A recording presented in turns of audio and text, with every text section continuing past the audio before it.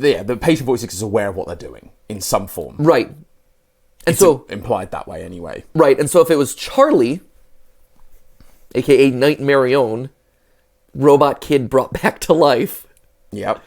going to therapy.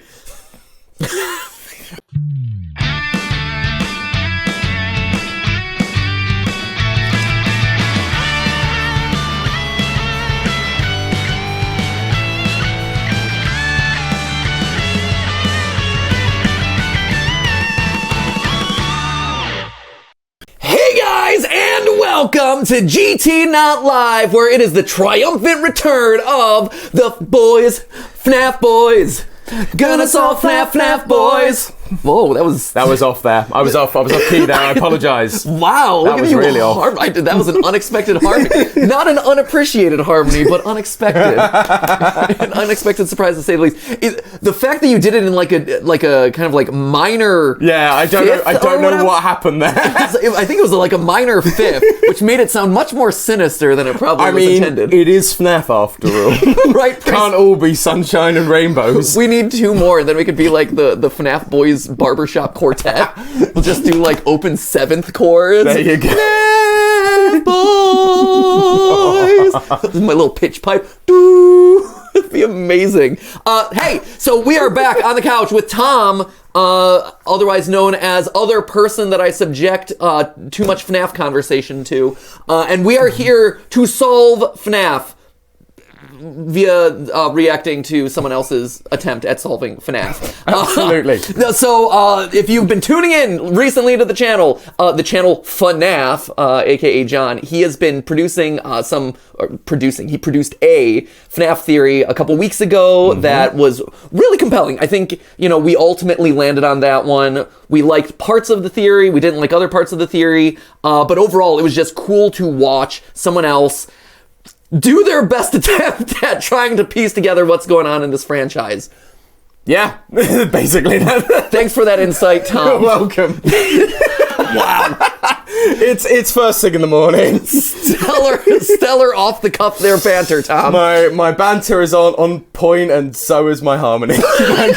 Off-key harmonies and just trying to pitch it. No. Getting it this morning. So, since then, he has released part 2 of that theory. So, part 1 was kind of addressing a lot of like broad overarching topics in Security Breach.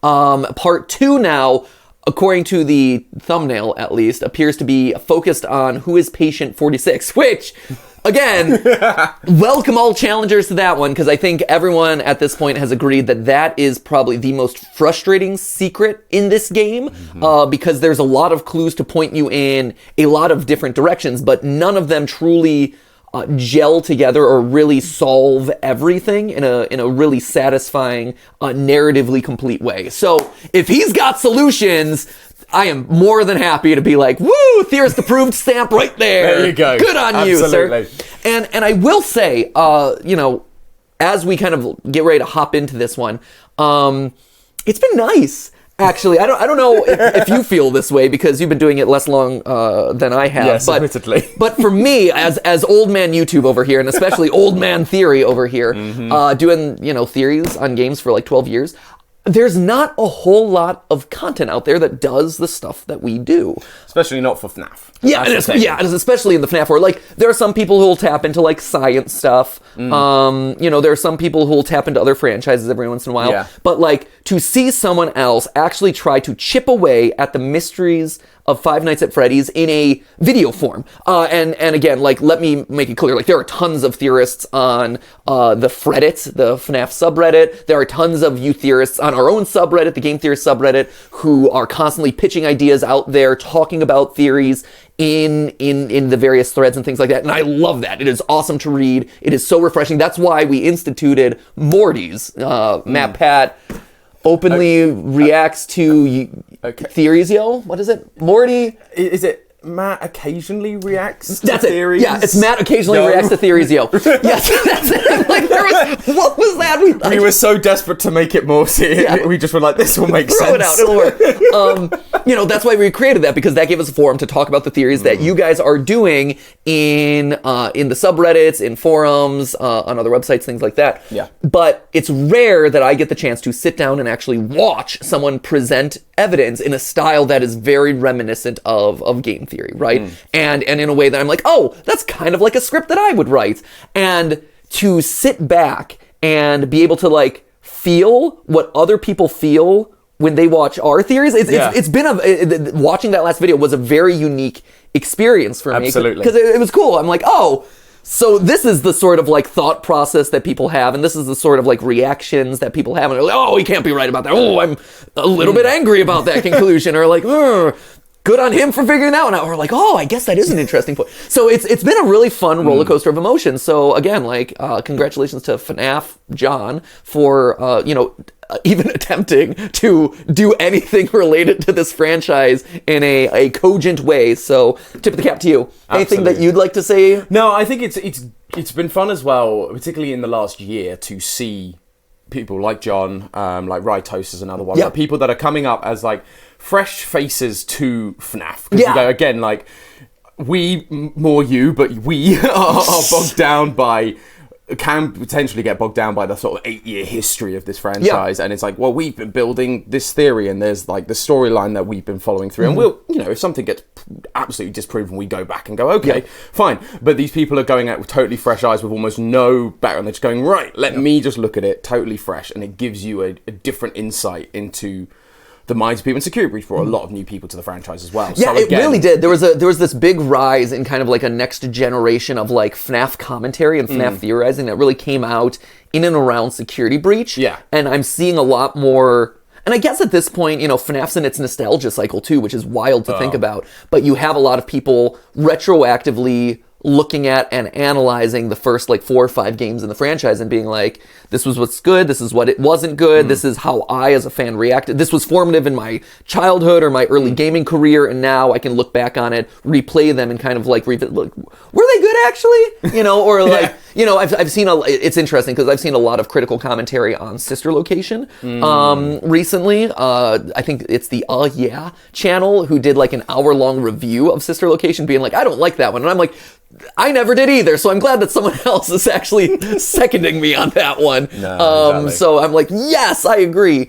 No, but it's been really fun to watch a lot of these channels kind of pop up, and these videos in particular have been really exciting. So I'm excited for this one. I'm very curious to see what John has brought to the table about it. Absolutely. Yeah. So before we hop into it, real quick reminder, as we get closer to Black Friday, there is merch available. Look at this. Way to read the cues in the room. Read the room, man. But yeah, this is our FNAF. This is our game theory blanket, which is available right now via the links in the description below. But obviously, we've got more jackets than you can shake a stick at. It's very fluffy. We've got the plasma ball. We've got candles. Now it's a mess of folding, and you're never going to get it back. What are we going to do? But I don't know how it is in your neck of the woods where you live, but I know for us, the temperature just plummeted over the weekend. It was like, oh, it's fall. This is so beautiful. And now it's like, oh no, it's chilly and it's winter now. Yeah, I got a fluffy jacket for that reason, because it was very cold. You do. So anyway, that being said, if you're looking for a nice fluffy boy blanket in your life, this is a great fluffy boy. As Ash has attested to in previous video. What? Continue, Matt. It was tough. It was a tongue twister. As Ash has attested to in previous videos, they have gone about and stolen a lot of our game theory blankets because they're high quality. So there you go. So steal one for yourself. Commit some crime and grab one. Except please don't commit crime. That would be sad for all of us. Now, without any further ado, let's hop into this. So again, this is FNAF, the FNAF channel, FNAF. I solved Security Breach Part 2 with a thumbnail that says that they have solved Patient 46. So live reaction. Here we go. My last video was That is very loud. Turn it down slightly. Max it out at 100. There we go.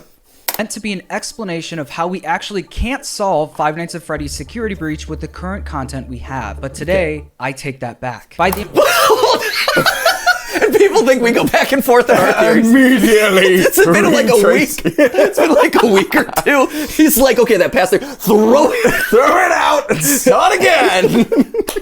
And people wonder why we're at like number 60 of FNAF theories. Yeah. I love it. I get it. He's done the 8-year FNAF journey in a week. He's doing his he's completed his narrative arc. Exactly. Over 2 theories. I love it. Sorry. He's already lost it. It's like, how do I condense this? It's like the DCEU. Like, how do we condense like 5 years of character into like 2 movies? There it is. There you go, Hollywood. This is how you do it. Oh, life comes at you fast. That last theory, nope. Okay. At the end of this video, you will know who Patient 46 is, the Great. story behind Please. Patient 46, Wow. who is occupying that secret sticky note room, Oh. and finally you'll get a glimpse at what I think the DLC has in store for us. I love that there's like 200 different theories of what the DLC has in store for us, and it's all a- of them are equally valid. Well, this is the thing. It's a poster. That's all we have. It's not like a trailer where you've got lots to analyze. No, It's like, it's an image. there's one picture. I was everyone online who follows FNAF stuff. FNAF released this like Halloween, like Happy Halloween image, and that everyone's was like, a mess. "We've got." Oh man, everyone's excited because there's gonna be new stuff in Security Breach for Halloween. It's like, no, it was just an image. Literally just the Steam banner got updated to be spooky. Everyone got so hyped. It was crazy. Okay, here we go. I guarantee what I'm about to tell you is going to change how you think about this game. All I ask is that Guarantee. you keep an open mind Guarantee. and remember this is just a theory. Hey! I love it. Anyone says it, we have to just that same reaction every time. He said the thing. The thing. First, let's figure out the exact year this game takes place. Ooh, in my last okay. video, I explained to you that the game takes place in March, likely the date of March 16th, using the whiteboards next to the daycare party rooms. Just to catch you up, that was one of the things that I'm like, yeah, that was great. That was an awesome Good observation. evidence finding. Yeah, I love it. I love the fact that he's leaning into the background. Like, so basically, I believe his evidence, if you recall, was the erased stuff on the whiteboard. You can even kind of like make it out here, where it's like woo, right around there. Yeah. So that was a really, really good observation. I thought that was awesome. Okay. Absolutely. I was actually wrong in my last video. It turns out Life comes at you fast. Oh. Life hits you fast. Okay. the second column doesn't stand for parents, it stands for the party package that the people chose. Oh, yeah, you can tell. Oh. There you go. You can see the word package Okay. Yep. See. just up at the Yeah. top. See, that's really yeah. And again, and size, package, something. date. I think. it Date. says. Yeah. Size, package, date. Okay. Yeah. But yeah. There you go. You can tell because there's the erased word that says package above it. that'll And do also it. we figured You're so close. out GNNA. That stands for General N/A. Just Does it? I mean, I think I've seen that floating around, and I sit there and go, I mean, it's the best option we got, but whether that is actually what that is. General N/. That's General, not applicable. Surely it would just be general. so it's just like a. and also we It's just a figured out party. GNNA. Yeah. That stands for General N/A. Just like a general party with no reason for it. But That's sure. Yeah, Maybe, possibly. It's a solution. There's got to be something better than that, right? FNAF man. That's so. They have all these things that make so much sense, and Yeah. then just like general, and that's odd. I mean, it works. I got nothing better. Literally fits the letters. Yeah, no, right. That's fair. It's just odd. Yeah. Huh. Okay. in my last video, what I didn't clarify is the exact year this game takes place. So now I'm here to tell you that Security Breach takes place in March of 2035. Wow. Don't believe me? Throughout the game, there's a ton of... I know that for a long time, what Fazbear Frights we've theorized is like 2023-ish or whatever. So yeah, that makes sense. Okay. different objects with dates on them, but some of the dates just don't make sense. The rule that I put in place for myself is that if it has something Fazbear Entertainment related on it, it is canon to the game. So he's saying that some things have dates on them, but he's throwing out the things that are well, essentially don't make sense. Are stock assets. Yeah, that are just like assets bought from the store that you just go right here. Like I think there's actually like a walkie-talkie in the game which has a date on like the little LED screen. Oh, interesting. But it's like 2019. Okay. And so, but because it doesn't, as he's saying, if it doesn't have Fazbear branding, it's then that sense. That's so fair. They have put that purposefully there rather than a stock asset. Makes total sense. Yep. So, And one thing does. In the backstage control room, you can see a calendar on the posted board with July 4th circled in red. This calendar has the Helpy stamp on it, which indicates to me that Steel Wool meant for it to be there. On this calendar, July 4th lands on a Wednesday. yeah, that makes sense with your American calendars. Sunday, Monday, Tuesday, Wednesday, Thursday, Friday. Yep. Yeah, Okay. because you guys start the calendar with a Sunday. That's true. It threw me off. Don't get me started on that. I don't have strong feelings about a lot of things, but I have strong feelings. Ash is preparing the whiteboard of things that MatPat has strong opinions about. Groaning in the background. I don't have strong feelings about a lot of things, but I do have strong feelings about the fact that Sunday is considered the first day of the week. When it's the weekend. Thank you. It's finally someone of man and culture who understands it. See, this is why you're allowed to sit on the couch next to me. There we go. Steph disagrees, but I let her on the couch. There we go. Yeah. There we go. But she's not anymore. Right? She's not anymore. Okay, here we go. This is cool. I like this. I like this. I like where he's going with this. Yeah. And one of the few years where July 4th lands on a Wednesday is 2035. 2035. Yeah. Okay. Need more proof? In the security There it is. office That's next the to Monty catchphrase. Golf, you can see a picture frame on the desk. Pictured are two people wearing Glamrock Freddy masks with Fred Masquerade 2035 written on. Is that 2035? It looked like it was. Is it moving? Yeah, it is. You can see. Oh yeah, you can see the little move. I'm going frame by frame, Tom. It's just I couldn't see because the main image wasn't moving. I was like, I know. Just take it. This is, Okay, there we go. I mean, 20. Yeah, 23. trying to see. It looks like 2032. no, fine. I think that it's not connected. 'Cause otherwise, it could be an. No, it's not 2. Well, It no. might be 8. It is. But 35. I don't think 2038 has a July 4th on a Wednesday. That's 23. I definitely see the Yeah. 23, and then. That looks like it's. Oh, I guess it could be like a very swoopy 5. Yeah. That's how I would look at Yeah, that, that's fair. That's but- fair. It's a weird way of writing it. Yeah. Fred Masquerade 20. Hold up. Last theory that he had, Yeah. if I recall correctly, right? Mm-hmm. Sorry, forgive me. I need to figure this out. So last theory, he said Vanessa was born in 97 because of her Email address. handle, right? It was like Nessie 97. 97 in FNAF AR, right? But isn't But she's 23 in that game. She was 20. She's 23 according to the emails. She's 23 according to the emails. Which would therefore, if the emails. But in the emails in this game, isn't she supposed to be 27? Is she? Was it? Hold up. Was it in this game or FNAF AR? He presented a list, didn't he, of like birthdays? Yes, it said she's 23. Was that in what it FNAF was? AR, yes. But if she was born in 97, that would make FNAF AR taking place in 2020. Right. That's what I'm saying. So I would challenge John. And again, it might be hard for me to. Again, at this point, everything is so. It won't be in the. The problem is, I think. Right, where is it? It's in the cut emails. That Oh, is it the cut emails that weren't released, but kind of implied or whatever? Yeah, that's got kind of said may or may not be canon because they were going to get out eventually. Okay, great. It was that stuff. So But yeah, I will say that if he's making the argument that Vanessa was born in 97.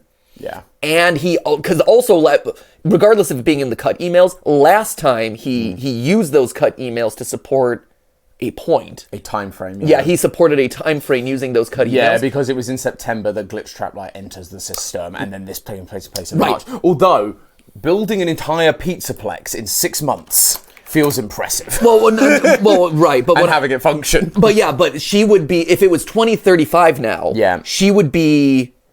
She would then be another 15 years older.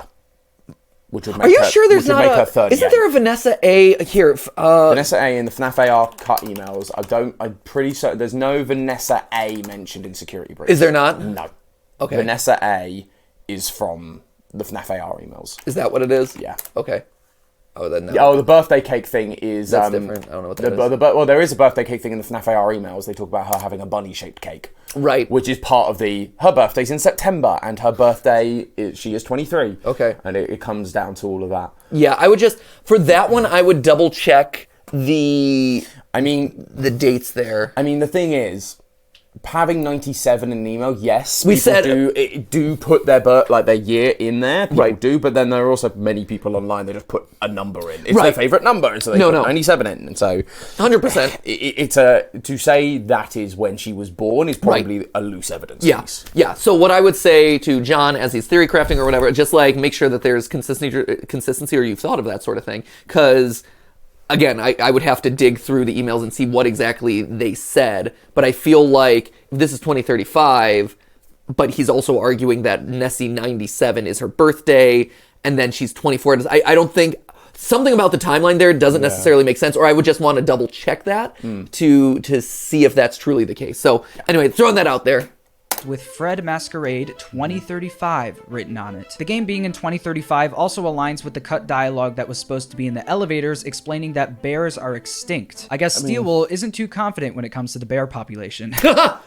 Yeah, there is. I had heard that there's the cut audio of the elevator voice basically saying like, "Fast fact, did you know that bears went extinct? That bears are extinct?" I know they re-added in one of the updates. They added back some of the elevator lines, but I just don't know if that one got re-added or whether that's remained cut. That's a weird one. That's a weird. Again, you look at Security Breach and you're like, a lot of this stuff was really thoughtful, but also like, really, you're adding in lore about bears being extinct in the outside world? Throwaway jokes, man.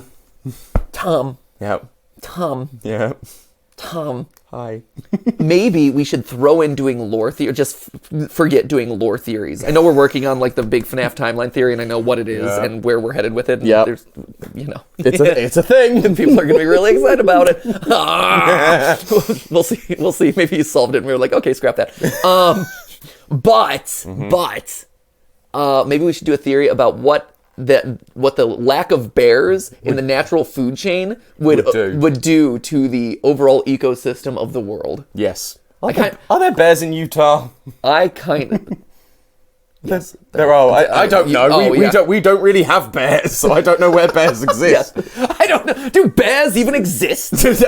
For us, Don't worry, you're doing better than Mirror Matt when he was behind the camera. Mirror Matt was like, "Wait, bears walk on 4 legs?" I'm like, "Yes, Oh. Matt. What? Oh my! What would they walk a 2? Do you think bears are just walking around bipedal, strutting down, reaching for their honey?" That's what if Winnie the Pooh taught me anything. I mean, I guess it's true. All the fictional bears are on 2 legs, so the world has been misinformed about the bear population. All right, let's get serious. Now that that's out of the way, let's talk about the biggest mystery of them all. Great. Who is Patient 46? 2035 While trying to figure this out, I decided the easiest way to do this would be taking all of the characters we know of in this franchise and comparing them to what we know about Patient 46. Sure, First up were the most obvious choices, Vanessa and Gregory. Yep. Vanessa was an easy one to debunk. Yep. They make it very clear in the retro CDs that Patient 46 is a child, and that they're basically the opposite of Vanessa. I know a lot of people online have really wanted to reject the whole like it's a child thing, but you can't. There's too much. There's way too much. It has to be, which is weird. And I don't love what it implies for the character and stuff, but like, yes, I agree 100%. Mind that their CDs are literally labeled different numbers, 71 and 46. Sure. Gregory was also an easy one to debunk. Patient 46 seems to be slightly involved with Afton, spreading the glitch and making the animatronics, quote, more eerie than entertaining. So if Gregory is Patient 46, why would he program the robots to attack him? Also, Patient 46 is known for not liking the outside and wanting to keep the windows shut. So if Gregory was Patient 46, why would he be so adamant about leaving the mall? At this point, I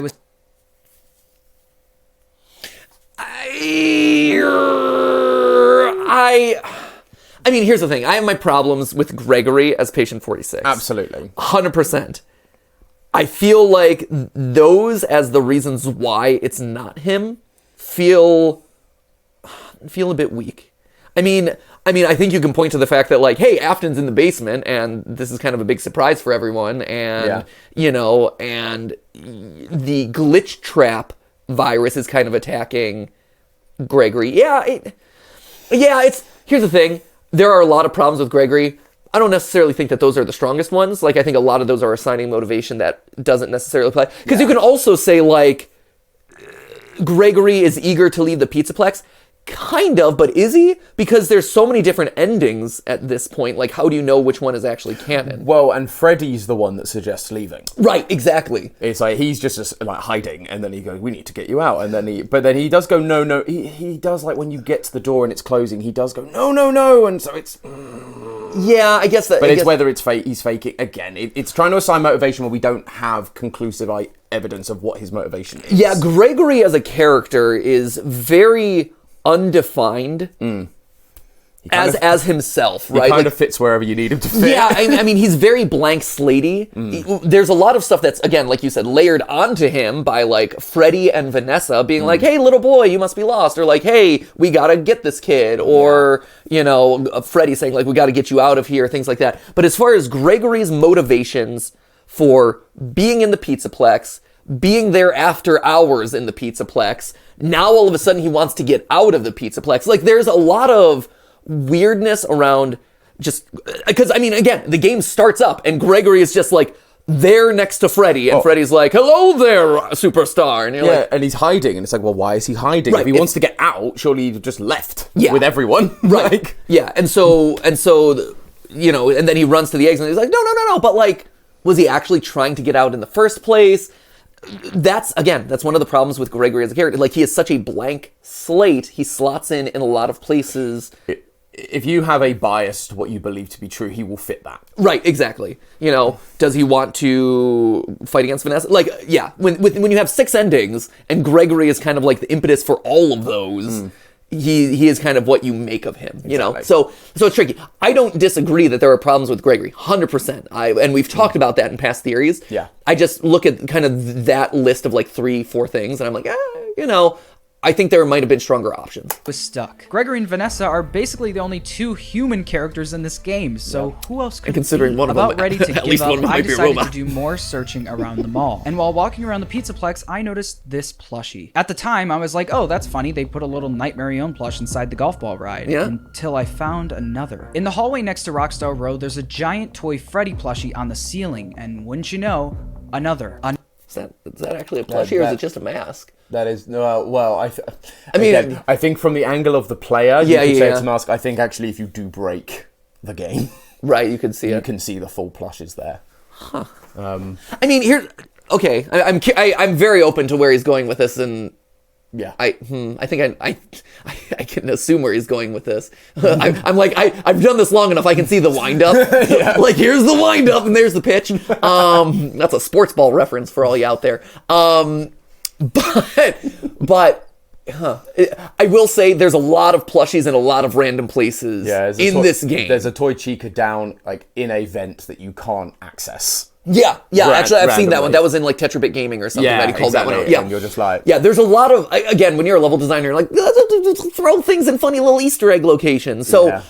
The Easter egg debate again. yeah, and yeah, it seems like in a lot of cases, the plushies are just kind of, like, launched in a lot of areas. This is weird. I mean, I will say the fact... Even, I like that there's no acknowledgement of just the oddness of, like, there's just a giant Freddy on the ceiling, too. Like, that's odd in and of itself. But here, okay. Another Nightmare On plush peeking out from behind it. Don't worry, it's not a coincidence because I found a Nightmare On plush in 2 more places. Coincidence? Bonnie I Bowl think and no. the security office in the West Arcade. These things aren't just decorations, they're hidden, watching over us as we play. Are they, though? I mean again, that, found a they are in Nightmare On places, plush like, the in teacup 2 you more can't places. see unless Bonnie you're at an angle. That one maybe is a little bit more in the open. Bowl admittedly. and the security office in the But, West like, Arcade. It's all about perspective. Yeah, again, like, I think you could bend it. You could say, like, oh, that Chica's in the vent watching you. Like, okay. These things aren't just decorations, they're hidden, watching over us as we play the game. Because of this that the only discovery, 4? I tried finding more There may be connections more. to Nightmare I don't On, know. and I It's a immediately big thought game. of the staff Right. bots in the sewers. While making your Okay. Also interesting Yep. is this, again, welcome to the frustrating world of FNAF, where Nightmare On is not... He has not... She has not technically been canon up through... So, Nightmare On was introduced in the FNAF 4 Halloween update, and Scott specifically called it, because this is one of those things that's burned into my brain, because it's one of those, like, weird details that Scott went so actually far confirmed. as... Yeah, he actually confirmed that Nightmare Balloon Boy is canon, or can be seen as canon. Nightmarion is not. And then Nightmarion showed up in Ultimate Custom Night. And then Nightmarion showed up in Ultimate Custom Night. And is now here. Right. Which, based on our last very, well-received theory, we talked about how the first 4 games are games. Yes. And therefore, if Nightmarion is part of a game, that would be an IP that Fazbear Entertainment would be able to create plushies from. Right. So that's how you make a non-canon character canon. And isn't Nightmarion on one of the arcade cabinets? Or I feel like maybe he talks about it, but I feel like I saw Nightmarion at some point during. There's so many darn arcade cabinets, but I think I saw. There's a lot of random characters on arcade cabinets, so possibly because there was a lot of weird stuff too, like Scrap Trap or whatever was on one. It's like wait, Glitch Trap. Yeah, Doctor Glitch Trap and stuff. Yeah, it was a lot of strange ones. Okay. Yeah. And I mean, I won't deny that there is a very strong similarity to the Puppet, to Nightmarion with these basement security bots, as well as the first time I went into the arcade, I thought the power line, I think I even called it out in our playthrough of it, where the power lines, they're like the design of the Puppet. So On your way to the secret sticky note room, you pass by some staff bots that are patrolling the area. These staff bots obviously look way different than the ones we've seen throughout the game. They feature a mouth with a bunch of little sharp teeth, blacked out eyes with white pupils, and stripes around their 100%. arms. They look exactly like Nightmarion. At this point, it fits with the In Your Dreams. Yeah, the In Your Dreams thing. Yeah, no, totally, 100%. I was convinced it wasn't a coincidence. So for fun, I decided to throw one more person in the roster for who Patient 46 could be. Charlie, Henry Emily's deceased daughter who possesses the puppet. Hang on to your seats for this one. First, Patient... Okay. Remember what I said earlier about me being able to watch these things and react in real time and feel what the audience feels when they watch our theories, and just crushing sense of anger and frustration and disappointment. This is one of them. I might be feeling that right now. and I don't know where we're gonna land on this. We'll see what evidence he presents. I have a feeling he's gonna. This is Nightmarion. Charlie is Patient 46, which I can already see where the pieces line up. Where it's a kid, it's a robot kid, so that's why she would be reborn and blah blah blah. But ooh, that would make me mad. Let one of the characters die! Please, someone needs to Let at least one of them be gone and off the table!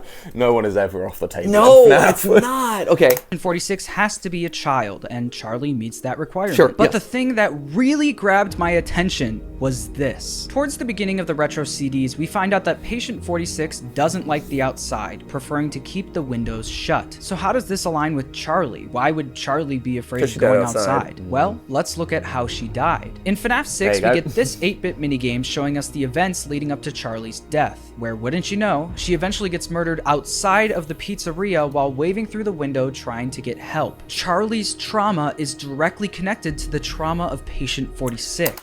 Okay. I get that. I the don't like the outside. Yeah. I'll give you. Keeping the window. I would, if this were my script, I would have struck the keep the windows shut bit, because why would she want the window? She died outside and she's like, please help me, I'm trapped at the window. Please don't keep the window. To me, I would think if a child died from outside, literally pleading for her life at a window, she would not want the windows shut. So I guess it's to keep whatever's outside from coming in, I guess, if she knows the monster that's outside. That might be the justification. Yeah. It's just that's not the justification that's been said. Yeah, no. Right, and I can see, if you have to kind of, intuit it yourself. Yeah. I will, one more thing I will say since we're stopped here is, because I just did it myself, one thing that I always try to structure into my theories, again, anyone theory crafting, this is a good note, and this is a good note for you too, is seating it so the audience can make the connections slightly before you can. So that way, when you reveal it, everyone is like, yeah, I got it. I followed that thought process along with you. And so, again, the Nightmarion stuff leading into and I can see how the pieces are going to slot together. It feels like a much more satisfying watch experience, but also it becomes a much more convincing theory because the audience is able to basically solve it alongside you as you're going through it in real time. So so again, this is very satisfying for me to watch, and I'm like, oh, I get it. I see where this is going. Yeah. And that the other person is like, please no. And, which again is like the Phantom. I'm like, oh, I get this. Okay. Yeah. While re-listening to the CDs, I noticed one line that the therapist says to 46 that is completely random. Tragedy always leads to a feeling of loss. It's a hole that feels funny, right? If you could process those feelings, how do you think it would affect your fantasies? Would you keep them in the way they are? If patient 46 really is in therapy talking through their trauma, why would the therapist randomly bring up them having fantasies? Well, the reason this is brought up is because the therapist literally doesn't believe patient 46 when they talk about their past. The therapist thinks it's a fantasy made up by a little kid. Well, it happens later, but isn't it proven later that 46 is basically, they say, hey, you talk about this trauma, but I looked into your backstory and you actually had a happy childhood. Yes, right? they do. And it implies that patient 46 is aware they are lying. Right. Because it's like, you won't look at me now. And Yes. so they are correct. aware Yes. that the patient 46 is aware of what they're doing in some form. Right. And It's so implied that way anyway. Right, and so if it was Charlie, aka Nightmare Own, robot kid brought back to life, Yep. going to therapy. And again, this is the other thing with patient 46 is just, why is this person in therapy? Right. Like, for all these things, there are so many reasons why unless, like, we proposed it was to keep track of Vanessa. Sure. In some way. But, like, the whole idea of it, whatever patient 46 is being in therapy always feels weird. It does always Whatever feel strange. answer you give, Yeah. it feels weird. It does. It's odd. And let me be clear. I said robot kid, because I'm assuming. And again, I don't know if he's getting to this, but like the only way that this is feasibly Nightmare Own is because Charlie's dead. I don't think that there's a big scary puppet floating around, Sitting in therapy. like, Hello. wobbling around, being like, "Oh yeah, let me tell you about my trauma." Like, something about your backstory doesn't line up. Weird nightmare puppet creature. What makes you say that? Let me tell you about this kid that I failed to save one time. I've got trauma that I need to process. Hey, therapy's for everyone. It's totally okay. Even possessed animatronic security puppets. But no, I would assume that the way that Charlie is brought back to life, which would cohere with the books, and I'm hoping he's diving into the books so that I'm not the only one getting raked over the coals for bringing up the books, would be that Henry would have had to have built a robotic version of her. But the idea of, exactly to your point, like, if she knows her history but has also had a pleasant upbringing in childhood, I don't know if that necessarily matches with, like, what a robot kid would have experienced. Yeah. Should we speed this up because we got 5 minutes? They even go as far to say that when they talk about their trauma, it interesting. It is sounds very like they're reading a story out of a book. So when in this franchise has anyone's trauma ever been connected to the word fantasy? Well, let's take a look at Charlie's minigame again. Do you hear that? That eerily happy song playing in the background? Guess what that song's called? The song is called Alchemist's Fantasy. At this point, I officially lost my... That's interesting. That's the kind of interesting connections that we love in theory. Yeah, that's great. The small little details. I like that you said speed it up, but no, small little details. Also, if Charlie died in Fredbear's Family Diner, I mean, that whole slogan of that restaurant is fantasy and fun. Right? Is it where fantasy and fun come to life, or fantasy and fun where I come from? It's Golden Fredbear's line in Ultimate Custom Night that you have to like decode by doing like sound manipulation. But it's like, there was more fantasy and fun where I come from. Yeah. And then like if we are to believe that this is the Fredbear's Family Diner location, which is in and of itself, who knows? It's again one of those things that exists in like the gray area of FNAF lore. That's another connection there of fantasy.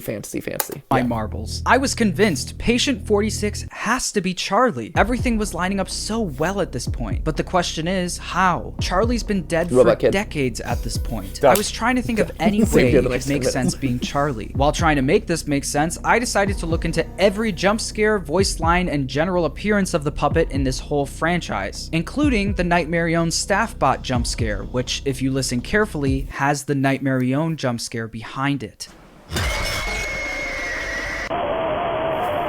It is there. Is it? It is there. It's very subtle. Really? Yeah. Behind it. Oh, I heard it. Yeah. I also It's buried underneath the classic security breach jump scare, but it is there, which is weird. Or I saw an arcade machine with Lefty on it, so I decided to go check it out. But while I was looking for it, I noticed a pattern. This one resembles the tapes from Help Wanted and is called Variations, with the A emphasized in the middle. Could this relate to how the tapes from FNAF VR turned Vanessa into a variation of William Afton? Getting into stretchy territory. I don't know about that. This one is called Crash Data and has Springtrap's face on the side. This anyway. Yeah, I was gonna say that's from the Princess Quest, but yeah. Yeah. This one is called Combat Kids, with a boy who looks very similar to Gregory, but this time... Sure about that.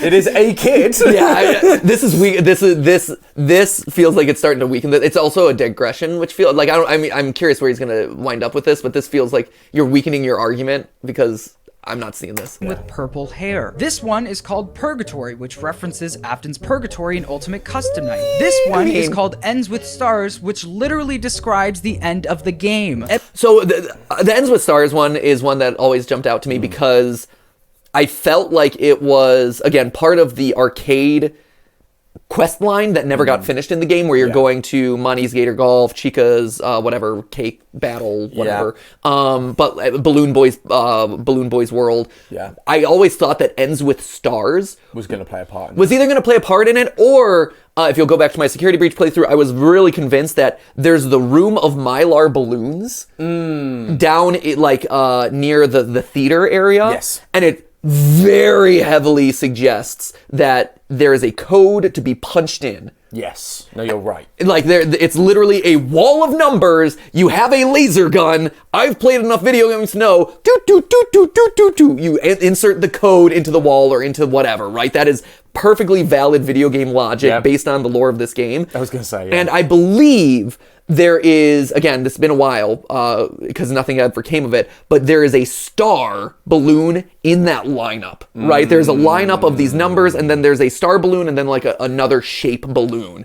And so my mind was Ends with Star is type in the code and then punch in star, and that's your like basically way of inserting a code into the game. So that's what I always interpreted that to be, but every ending ends with a certain amount of stars. That's a bit the too meta, I arcade think. machines are referencing different moments from the games. Here's a few more. Flip Flop Cop represents Vanessa flipping from security guard to Vanny. Sea Crashers is referencing the hideout in the pirate ship of Pirate's Cove. Someone is literally crashing in the sea. Zombani could reference how Vanny used Bonnie's endoskeleton to bring Afton back from the dead. But the one arcade machine that really stuck out to me was this one. Ballistic Puppet Show, featuring the security puppet, Nightmare there was Nightmare in there puppet somewhere. from FNAF 2. What if this whole game was just one big ballistic puppet show? Need more proof? Well, if you take and this is where you go, okay, these all relate to the games. Yeah, this therefore relates to the game. Yeah, this one might have been left on the cutting room floor. step back from the arcade machine and look around, what are we surrounded with? Hey, See, this I get. This I agree with, because this I also noticed. Figures that look is just weird. like the puppet's arms wrapping around the entire arcade. But I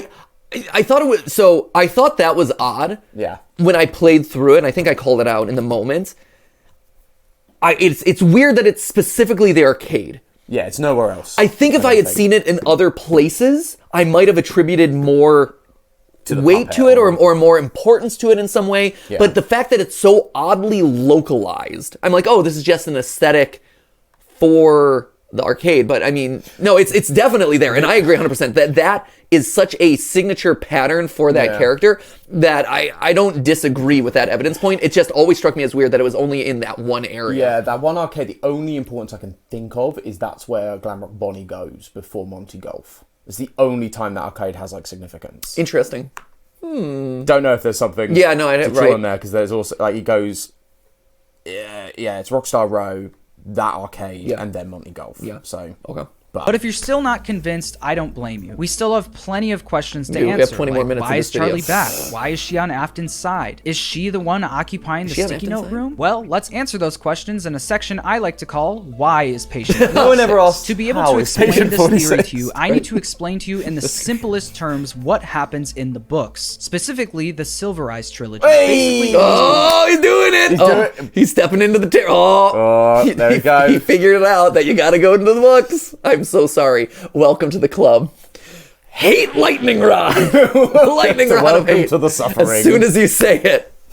Henry rebuilt Charlie after her death at the hands of William Afton, essentially versions building of her. different versions of Charlie for each stage of her life. All of these being reflected by the closet doors in Charlie's bedroom. One It's big, weird. one medium, and one small closet. It is also revealed that whenever Henry builds something that doesn't work, he discards it, dismantling it for parts. The big twist is that William ends up That's an interesting stealing... detail I never really thought of or picked up on. Yeah. That's interesting. We've talked a little bit about how parts have memories, or like, I mean, even in the one where we talked about Fazbear or Tales from the Pizzaplex, the security, so a character being rebuilt with parts, like Yes. the sweeping, the girl in Frailty or whatever it was, Frailty, yeah. where Jess? she has this sweep, yeah, I think it's Jess, Yeah.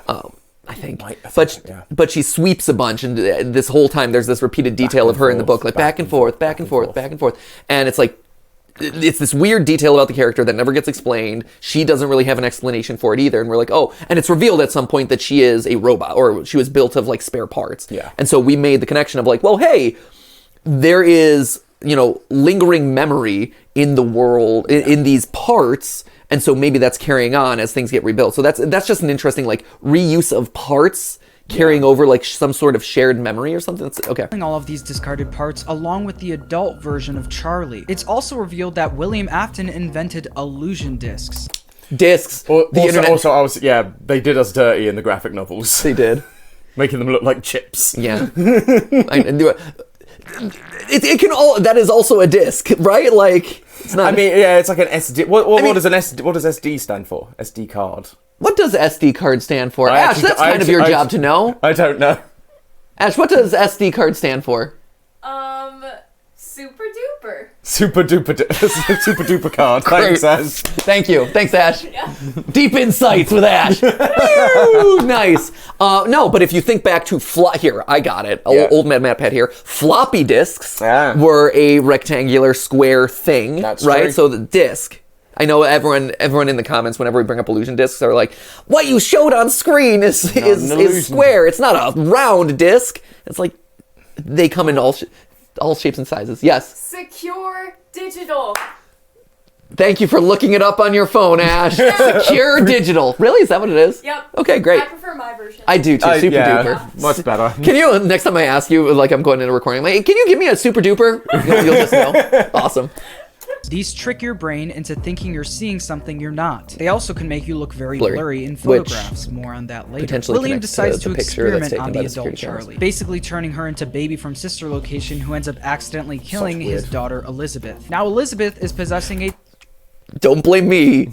The book, This is what we're working with. Look at the images that you're seeing on screen right now. Look at those images. Don't blame me. I am merely the messenger and interpreter of what you see. Tom, merely the messenger and interpreter of this. We hate it just as much as you do. You know. a Charlie robot that still holds the memories of Charlie, but Elizabeth doesn't feel like they're her own. That's basically all you need to know. I know it's a little complicated, but stay with me. Obviously, the books don't 100% align with everything that happens in the games. But funnily enough, Trust there's me, a I'm with direct you, the fan reference base. to these books through this message found in Security Breach that simply says, "Fire Dave, he sucks." Dave was the stand-in for William Afton in the Silver Eyes. Anyways, what... See, that I would say is an Easter egg. That is a joke. Yes. That is not like Dave, secret identity Dave was there. I think is happening in the game's canon is that Henry Emily rebuilt Charlie in her child form, the last form she was in before she died, I don't after her disagree. death, but That's decided to discard it and dismantle it like he does in the books. William Afton then steals these parts and takes them to the underground facility and sister location to rebuild what Henry created, but turned it into his own little killer robot. But there's one problem. It's a big leap. Yeah, there's a narrative you've built there, and I'm not sure how much of that narrative is it's supported. Yeah, like, it makes sense. Like, again, like, do I see a character doing that? Absolutely. Do I... Here's the steps in logic, right? Do I see Henry or just this friend? Forget Henry's motivation, because I don't like assigning too many motivations to characters without evidence. Yes. But can I point to a different part of this franchise, i.e. the books, and say there is evidence for Henry or someone creating multiple versions of a character out of a dead character out of robots? Yes. Specifically Charlie. Yes. And so to say in the FNAF games there are robot versions of Charlie in existence roaming around acting, yes, I could see that being the case, because I'm drawing from, and this is again why people hate when I talk about the books, but why you have to look at the books to solve the lore of this game. Absolutely. Because the books tell you the rough guidelines or rough rules of the universe. Yeah. And so, you know, if you were to tell me like there are robot kids running around, yeah, that's kind of a stretch based on what we know about the games. Why aren't they haunted or whatever? But when you look at the books and there's this repeated thing of creators building robot kids. Yeah. Okay, well, apparently that's fair game. And then to take it one insane logical step further and say, not only are they building robotic versions of kids, but multiple versions of robotic kids at different ages, I would say you are insane. That's so stupid. Who would? When I first read the books, I'm like, this is crazy. And am I understanding this right? And so I reread those chunks of the book multiple times and be like, am I getting what they're trying to put down? Because again, this was before the graphic novels visualized this stuff. Absolutely. And I'm like, oh, that is what they're trying to say. Me as a fan of this franchise, I'm like, that is so strange. I have never seen anything like this before. It is a weird thing for them to do. And it challenges realism to such an absurd degree. Yeah. That you're like, yeah, and no one's noticing that this person that they're interacting with and that bleeds, again, because they bleed in the books, that bleeds, no one is noticing that this person doesn't age, but is still also eating in order to survive, but is also like perfectly passable as a human in every other way, shape, and form. That's crazy. And then the books layer on, and it's also Baby, who is a robot clown. And you're like, that's so stupid. It's so stupid. Yeah, it took a few hard left turns. Yeah, the fourth closet book, where it's like, here's all the lore revealed of the books, and it's like, Baby is an adult robot version of Charlie who died at the age of like 2 or 3, and is themed around a robot clown that can look believably like a human, so much so that people are engaging in like romantic relationships with her, and she's able to bleed, and she's not only able to look like a humanoid robotic clown, but also like a cartoony bloated robot clown like you see in the book. Baby, she turns into the baby animatron. And so it's so insane. Yeah. And I feel like no wonder people think that the theories that we produce are insane, because it is, but we're just telling you what the books say. But anyway, the long and short of it is, I see the logic of robot kids running around, robot versions of Charlie running around, totally fine. Multiple robot versions of Charlie running around, great. But to then make so many other leaps here of, and then William Afton stole those parts, and then he rebuilt those parts and made this. Now you're getting beyond some of the stuff that the books have kind of laid out. Like, at no point has William... He did steal Baby. He did steal Baby at one point. He stole the adult version of Charlie and put her on display, which is then when Elizabeth gets... Yeah, see, as I was saying that, there is a whole plot line around... Which is weird anyway, because William's just like, cool, moving on, my daughter's dead, carrying on. Yeah, I mean, it's true. Yeah, he does steal the adult version of Baby.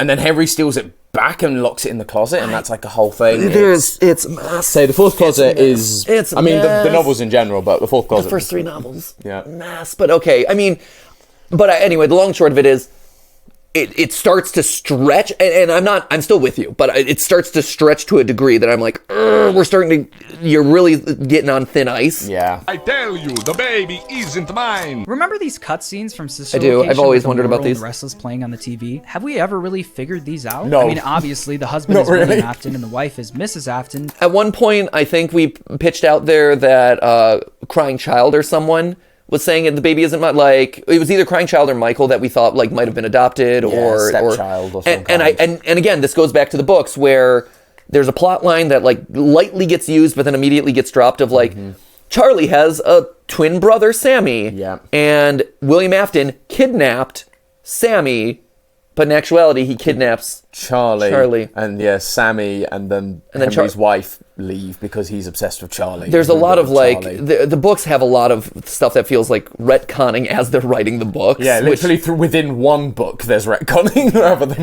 within it's rough. But what about the child? To me, it doesn't really make sense to be Elizabeth or Michael, so who is it? The only reason we said it was Michael, I remember this now. The only reason we said it was Michael at the time was because they're vampires who can't die. And this came out in Sister Location. Sister Location was all about William Afton.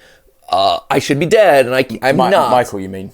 Yes, thank you. Thank you. Michael, who I should be dead, and I'm not. And I'm purple, just like my dad. And so you have this like parallelism of vampires who cannot die in Sister Location, where the dad is like, he isn't my kid, and here's another vampire kid who can't die and who has the same powers as I do. So it seemed like Sister Location was drawing a parallelism between William and Michael. Yes.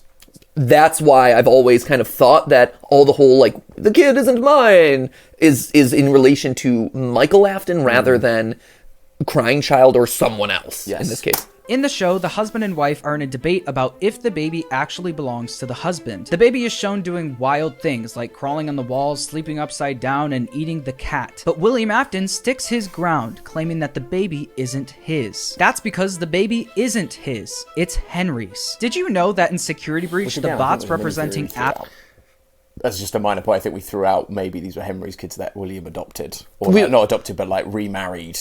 Yeah, like readopted. Or at least we had talked about it. Yeah, it was definitely a mini theory I think we threw out there as just a maybe. Yeah, right. I mean, Afton and his wife were supposed to talk to each other. Well, this was the conversation found in the game files. I am home. You are home early. I quit my job. What about the children? We have a down payment on a new closet. I do not know what I was thinking. This picks up right where we left off in Immortal and the Restless with Afton and his wife arguing. But this time, Mrs. Afton says something out of place. What about the children? We have a down payment on a new closet? That literally doesn't make sense until you look at what I mentioned earlier. The way I don't know if you're a homeowner, it makes sense. Closets are expensive. The Charlie bots are reflected in the books is through the different sized closets in Charlie's room. They even titled the final book The Fourth Closet, emphasizing the closet parallel. They have a down payment on a new closet is directly referencing the Charlie robot. Need more proof? I mean, it's good.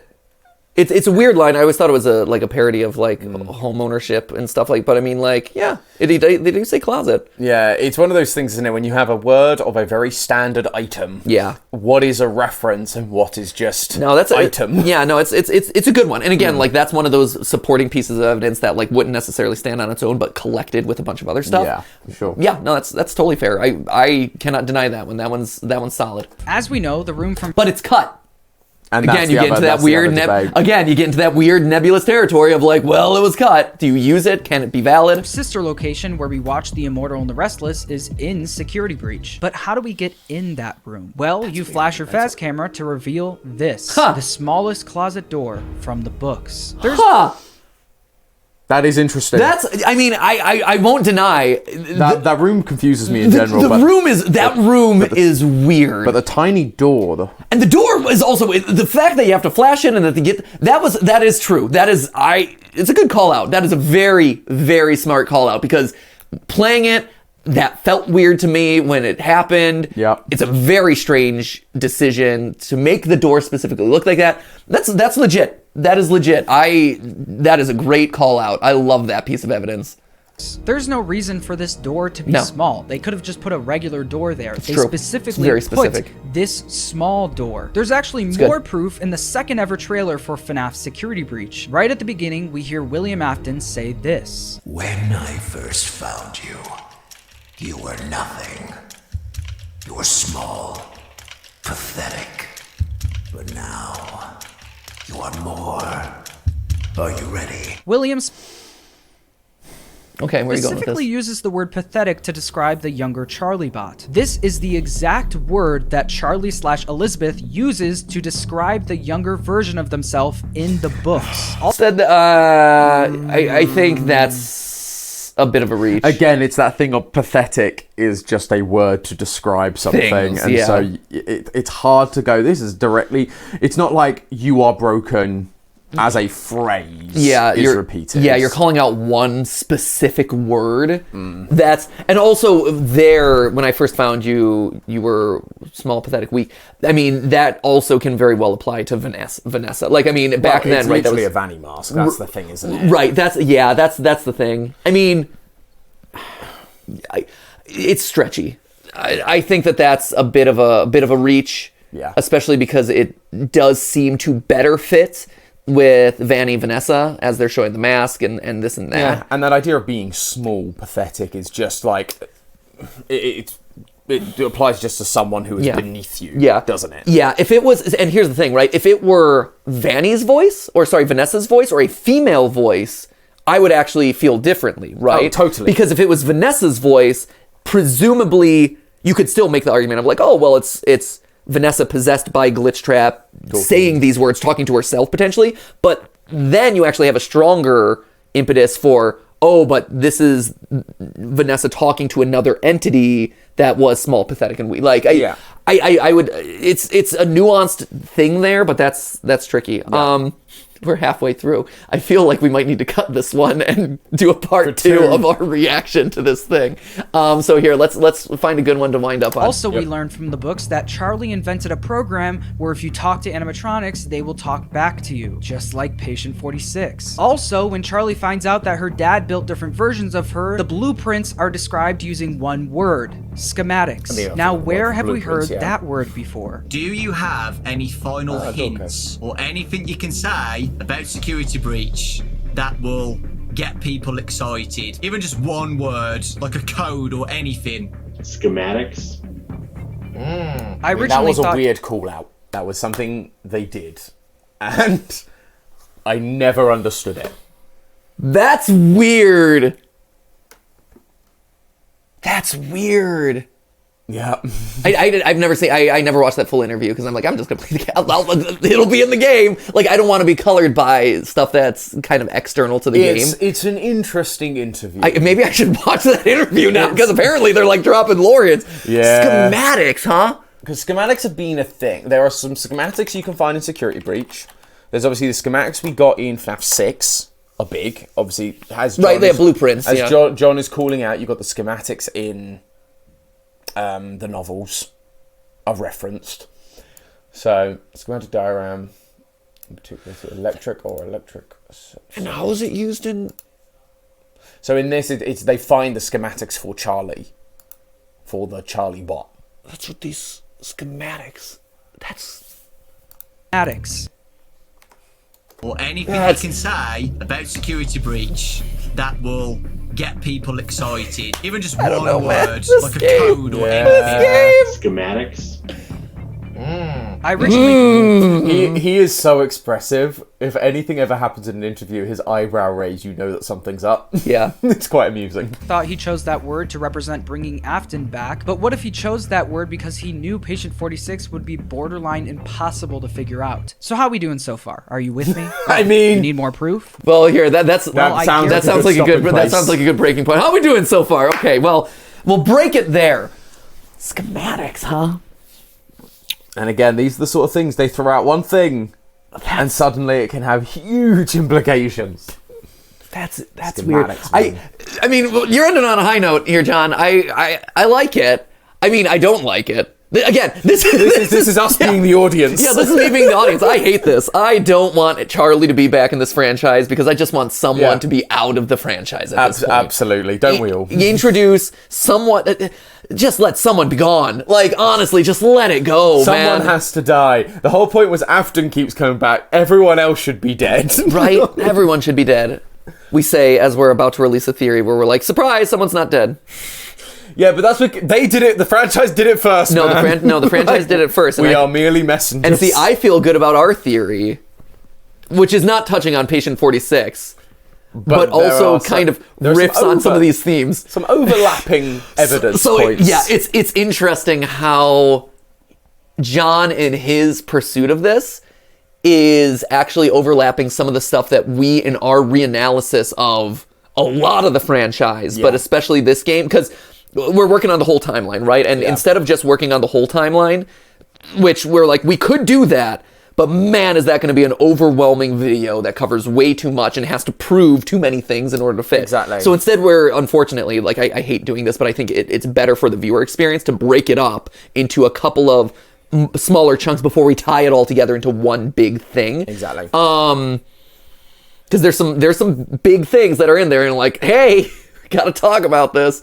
But we've come up with some similar themes to this. Yes, we're using the same evidence, but in different ways for some of it. I mean, in different ways, similar evidence in different ways, but I think equally valid. Yes. No, I think definitely. it's kind of it's funny. I think it's actually a complementary theory. If and we'll see if it continues. Absolutely. But like, his theory coincides with our theory in a really nice way, really stupid way, but really nice way. Yeah. Huh. Oh man. So anyway, I'll drag Tom back out. I told you at some point you're going to do something that isn't FNAF. You did Iris. We've I guess. got Iris coming Yeah, out we've got Iris at some point, so that's good. The only one. I'm glad. Strap in for another like 3 episodes of this, my friend. So anyway, that is the first half of our reaction to this video. Again, I cannot compliment John and his channel FNAF enough. Please, if you are interested in another FNAF theorist that is producing like really interesting, thought-provoking stuff that is going to make you grind your teeth out of frustration, there you go. That's it right there. And we'll be back to, I guess, give the back half of our reaction soonish. But I mean, again, anyone who is braving the abyss that is FNAF lore, and especially FNAF Security Breach lore, I welcome all comers. So congratulations, John. Thank you for being brave enough to dip your toe into this world. And I'm excited to see how you wrap this whole thing up. And Absolutely. I'm excited to release our theory, at which point then you can pile on with that. And then just be like, together, each other. I think together we're going to be able to solve it. I feel, for the first time in a long time, I feel like we might be able to solve Security Breach, which is kind of cool. That's always fun. That is nice. That would be nice. That would be good. Before the DLC comes out, and then and then it ruins everything. Blender! Ruins. It will ruin everything. I'm sorry. I just realised as I said it, and I was like, Anyway, thank you guys so much for watching. I'll see you in the next video. As always, remember, it wasn't a live stream, but it was a video for you. See ya!